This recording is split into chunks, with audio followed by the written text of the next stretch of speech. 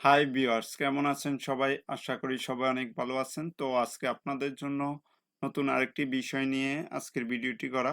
তো আজকে আপনাদেরকে দেখানোর চেষ্টা করব কিভাবে আপনারা মাইক্রোসফট ওয়ার্ড যে ফাইলটি আছে সেটিতে আপনারা কিভাবে আপনাদের কিছু কিবোর্ড শর্টকাট কিভাবে করতে পারেন বা কিবোর্ডের কিছু শর্টকাট কি আমি আপনাদেরকে আজকে কিভাবে করতে হয় তো সেটি দেখানোর চেষ্টা করব।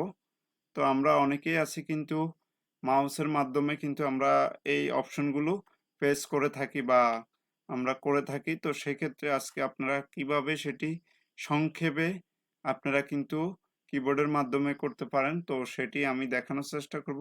তো প্রথমে আপনাদেরকে যে বিষয়টি দেখানোর চেষ্টা করব সেটি হচ্ছে আপনারা অনেকেই আছেন যে আপনাদের যে কোনো ফন্ট বা ওয়ার্ড আপনারা লেখার পরে আপনারা কিন্তু আপনাদের ওয়ার্ডের যে ফাইলগুলো আছে তো অনেকেই কিন্তু এই ওয়ার্ডগুলো আপনারা হাইলাইট করার জন্য কিন্তু বোল্ড করে থাকেন।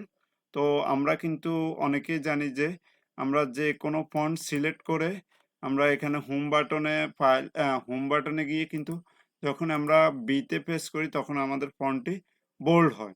তো আজকে আপনাদেরকে দুইটা টেকনিক দেখানোর চেষ্টা করব, সেটি হচ্ছে আমরা চাইলে হোম বাটন ছাড়াও আরও দুইটা প্রসেসে এটি আমরা করতে পারি। সেটি হচ্ছে আপনি ফন্টটি সিলেক্ট করে যখনই আপনি মাউসের লেফট বাটন ক্লিক করবেন তখন আপনার সামনে এরকম একটি অপশন শো করবে। তো আমরা কিন্তু চাইলে এখান থেকে কিন্তু আমরা সেই ফন্টটি বোল্ড করতে পারি, চাইলে আবার উপরে আমরা এখান থেকে বোল্ড করতে পারি, আবার কিন্তু আমরা কিবোর্ডের মাধ্যমে সেই কাজটি করতে পারি। সেটি হচ্ছে আপনারা কিবোর্ডের কন্ট্রোল প্লাস বি যখনই প্রেস করবেন তখনই কিন্তু এটি বোল্ড বা আনবোল্ড হয়ে যাবে।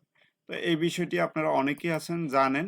তো আজকে যারা এই বিষয়টি ধারণা নেয় তো আজকের ভিডিওটি তারা আশা করি দেখলে এই বিষয়ে আপনারা সম্পূর্ণ ধারণা পাবেন।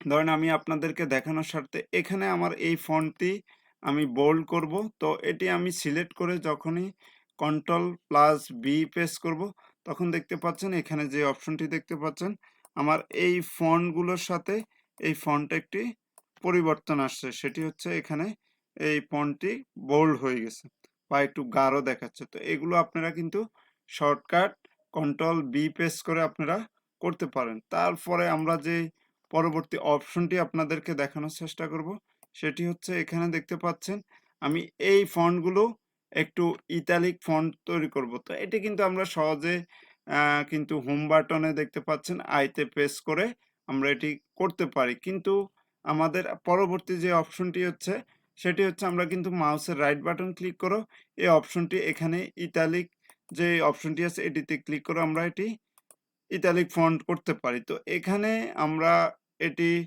একটি মাধ্যম, আরেকটি মাধ্যম হচ্ছে আমরা এটি সিলেক্ট করে য- যখনই আমরা কিবোর্ডের কন্ট্রোল প্লাস আই প্রেস করব তখনই এটি ইতালিক ফন্টে পরিণত হবে।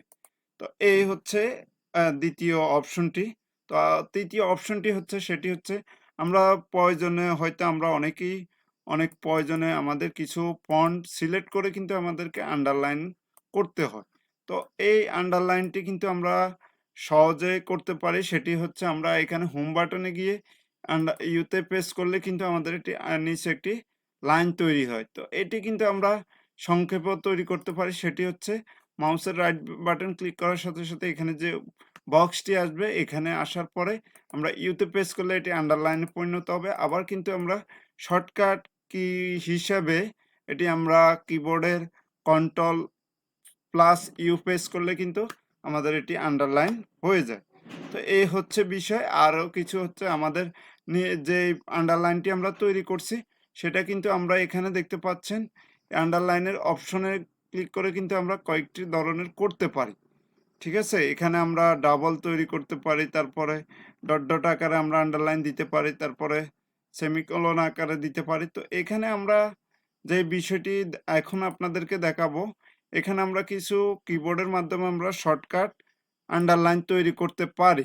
তো সেটি হচ্ছে আপনারা কিন্তু অনেকেই জানেন এই বিষয়টা যে এখানে যদি আমরা তিনটা মাইনাস দিয়ে যদি আমরা ইন্টারে প্রেস করি দেখেন আমাদের একটি আন্ডারলাইন তৈরি হয়ে গেছে এক লাইন বিশিষ্ট।